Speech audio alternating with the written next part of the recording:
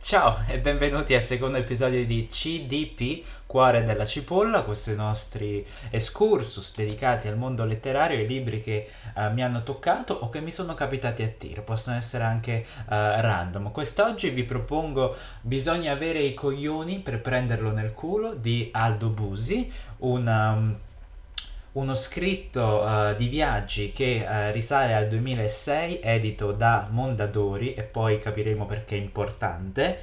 di Aldo Busi, che si definisce il più grande scrittore italiano. Sappiamo essere questa una boutade non dovuta a nessun narcisismo, ma ad una reale militanza nella scrittura italiana, non sempre compresa, anzi spesso villipesa, spesso ostracizzata.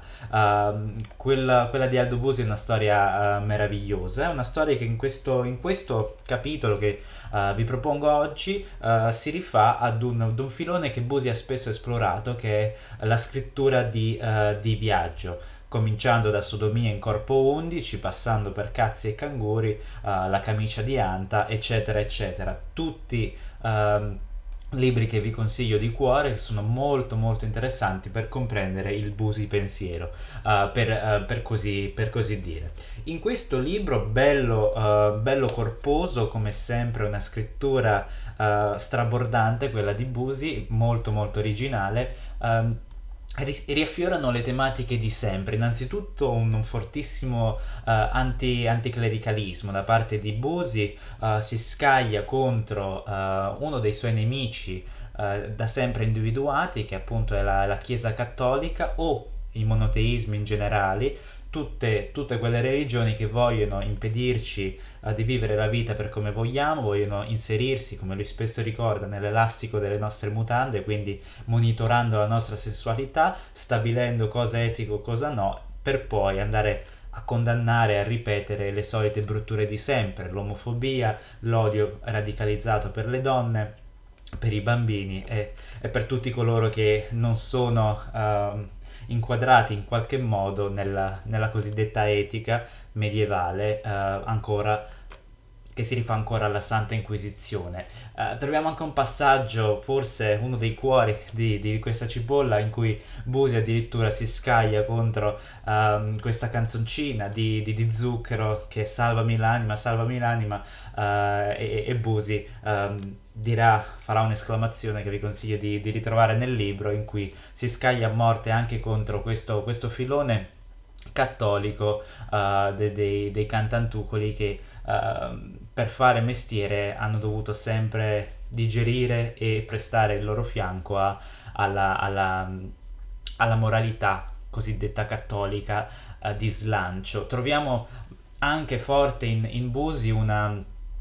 un grande senso dell'umanità, che ritroverete in questo libro, che ripercorre anch'essa la storia, la bibliografia di Aldo Busi, i temi di sempre, quelli dell'abbassare l'età del consenso per un'ulteriore tutela dei minori, ma anche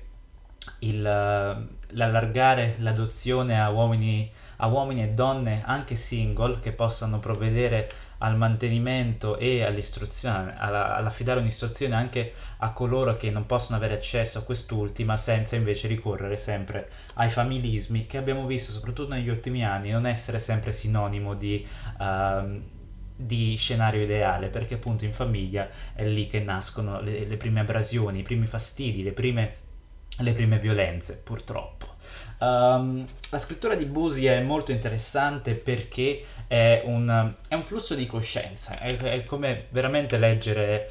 Joyce, Virginia Woolf. Troviamo dei periodi molto lunghi in cui Busi non si perde mai, punti e virgola finalmente li ritroviamo rarissimi ormai nella letteratura italiana, blocchi di pensiero concentrati in cui Busi passa da A a C, passando per D e poi ritroviamo B. Non si perde mai, il concetto viene sempre alla fine dotato di senso, però lo fa spesso non usando una struttura di frase lineare. Infatti, come potete anche vedere, proprio non c'è quella classica struttura capitolo, titolino, paragrafo. Busi è un fiume in piena, ne ha per tutti, anche per quell'arte che ha smarrito la ricerca di sovversione. ehm, E infatti ci sarà, ritroverete anche il personaggio dell'inchinato che rappresenta quest'arte spicciola che spesso vuole trasgredire senza veicolare alcun messaggio di ribellione contro le regole, contro il cosiddetto pudore. Quindi si traveste da cambiamento, ma in realtà ricalca scenari che sono ormai noti, consunti e anche poco originali. Troviamo anche una bellissima dedica alla madre, la ritroveremo spesso anche questa nella bibliografia di Aldo Busi, che riconosce nella madre la sua indole generosa, perché ne riconosce la perseveranza ma anche la severità che ha avuto nei suoi confronti e che gli ha permesso di sviluppare un amore sine qua non per l'umanità, per quella che è l'umanità vera, ossia scevra da tutti quelli che sono i canoni morali, politici, religiosi che vogliono opprimerci anziché liberarci, anziché permetterci di esistere per ciò che siamo. Ed è proprio così che si apre questo libro, no? Con la richiesta di Busi di trovare qualcheduno che non sia umbilicabile e fa un elenco abbastanza intenso di tutto ciò che lui considera essere una mafia del pensiero, ossia qualcosa che ci impedisce di essere liberi sul serio. Un altro tema centrale di questo libro, che vi consiglio veramente di cuore, è l'apertura completa alla sessualità umana, quindi scevra da tabù, scevra anche da quelle che sono le pressioni sociali, il sesso anche come l'omosessualità in termini politici, ovvero sia difendere quelli che sono i gruppi minoritari, difendere anche chi sta peggio di te. Busi è eccellente perché ci ricorda che certo pensiero politico, che già qui eravamo ancora in periodo berlusconiano, se la prendono sempre con chi non può ribattere. Quindi Busi, che qui aveva anche ancora una forza editoriale, strilla,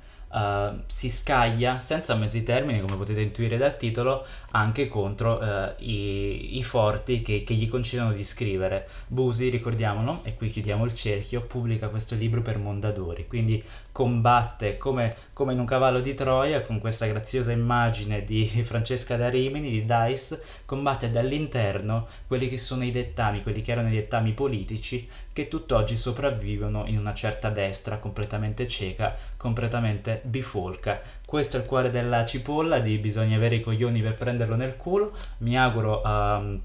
possiate commentare, possiate darmi anche nuovi spunti per le letture future e noi ci vediamo nel prossimo video.